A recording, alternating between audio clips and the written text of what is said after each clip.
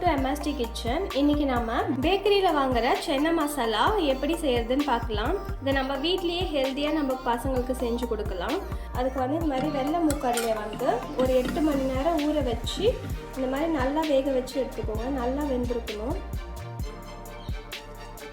ஒரு 6-7 விசில் விட்டிங்கன்னா நல்லா வெந்துடும். அப்புறம் இதுக்கு வந்து நிறைய வெங்காயம் தக்காளி போடணும்னு அவசியம் கிடையாது. இதுக்கு வந்து ஒரு 1/2 வெங்காயம் எடுத்திருக்கேன், ஒரு பெரிய தக்காளி வந்து எடுத்திருக்கேன், ஒரு பச்சை மிளகாய், இஞ்சி பூண்டு எடுத்திருக்கேன். இப்போ இதுக்கு வந்து ஒரு மிக்ஸி ஜாரில் இது எல்லாத்தையும் ஆட் பண்ணிக்கலாம்.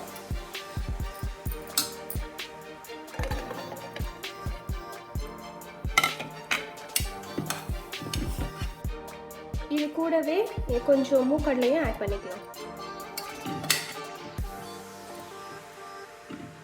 ஆட் பண்ணி நல்லா பேஸ்ட்டாக அரைச்சி எடுத்துக்கலாம். A few moments later. அப்போ அரைச்சி எடுத்தாச்சு. இப்போ ஒரு கடாயில் தேவையான அளவுக்கு எண்ணெய் விட்டுக்கலாம்.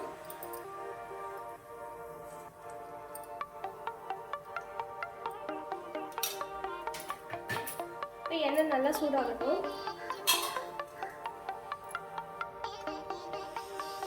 எண்ணெய் நல்லா சூடாயிடுச்சு. நம்ம அரைச்சி வச்சிருக்க இந்த பேஸ்ட் இதில் ஆட் பண்ணிடலாம்.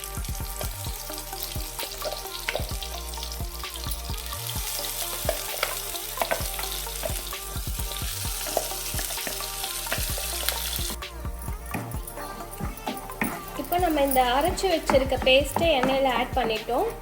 இப்போ இது கூடவே நம்ம மசாலாவும் ஆட் பண்ணி நல்லா வதக்கிக்கலாம். இதில் வந்து 1 ஸ்பூன் கரம் மசாலா ஆட் பண்ணுறேன். காரத்துக்கு ஏற்ற மாதிரி ஆட் பண்ணிக்கலாம். அப்புறம் மிளகு, சீரகம், சோம்பு வறுத்து பவுட்ரு பண்ணேன், அந்த பவுட்ரு 1 ஸ்பூன் ஆட் பண்ணுறேன். ஒரு 1/2 ஸ்பூன் குழம்பு மிளகாய் தூள் ஆட் பண்ணிக்கலாம். ஆல்ரெடி பச்சை மிளகாய் ஆட் பண்ணி அரைச்சிருக்கோம், அதுக்கேற்ற மாதிரி காரம் ஆட் பண்ணிக்கலாம். இதை நல்லா எண்ணெய் பிரிஞ்சு வர வரைக்கும் நல்லா வதக்கி விட்டுக்கலாம். இப்போ நல்லா வதங்கிடுச்சு. நம்ம தண்ணி ஆட் பண்ணிக்கலாம். தண்ணி ஆட் பண்ணி நல்லா மிக்ஸ் பண்ணிக்கோங்க. நம்ம வேக வச்சிருக்க மூக்கடலையும் இதில் ஆட் பண்ணிக்கலாம்.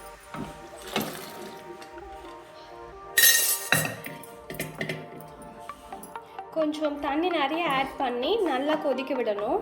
அப்போ தான் அந்த மசாலாலாம் சுண்டலோடு நல்லா மிக்ஸ் ஆகும்.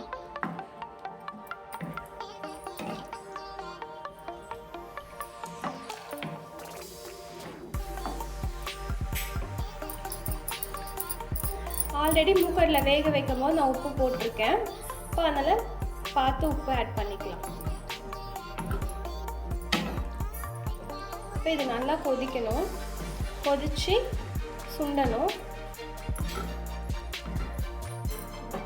இது ஓப்பன்லேயே கொதிக்க விட்டுடலாம். A few moments later. பார்த்தீங்கன்னா நம்ம எவ்வளோ தண்ணி ஆட் பண்ணோம், அந்த தண்ணி எல்லாம் இந்த மாதிரி திக்காக ஆகிடுச்சு பாருங்கள். இந்த கன்சிஸ்டன்சி வந்ததும் நம்ம ஸ்டவ் ஆஃப் பண்ணிடலாம். அவ்வளோதான், நம்மளோட பேக்கரி சென்னா மசாலா ரெடி ஆகிடுச்சு. இதை நம்ம சர்விங் பவுல் சேஞ்ச் பண்ணிடலாம். இப்போ சர்விங் பவுல் சேஞ்ச் பண்ணிட்டோம். நம்ம இதில் வந்து ஒரு 2 ட்ராப்ஸ் லெமன் புழிஞ்சு விட்டுக்கலாம். இப்போ இதில் நம்ம ஆனியன் ஆட் பண்ணிக்கலாம். கொஞ்சம் கொத்தமல்லி ஆட் பண்ணிக்கலாம். அவ்வளோதான், ரொம்ப ஈஸியான சிம்பிளான பேக்கரி ஸ்டைலில் நம்மளோட சென்னா மசாலா ரெடி ஆகிடுச்சு. இதுக்கு நம்ம பேக்கரி போய் வாங்கணும்னு அவசியம் கிடையாது. நம்ம ரொம்ப ஹெல்த்தியாக வீட்லேயே இதை செய்யலாம். இதை நீங்கள் ட்ரை பண்ணி பார்த்துட்டு எப்படி இருக்குன்னு மறக்காமல் கமெண்ட் பண்ணுங்கள். என்னோடய வீடியோஸ் பிடிச்சிருந்தால் லைக் பண்ணுங்கள், ஷேர் பண்ணுங்கள், MSD கிச்சனை சப்ஸ்கிரைப் பண்ணுங்கள். தேங்க்யூ ஃப்ரெண்ட்ஸ், பாய்.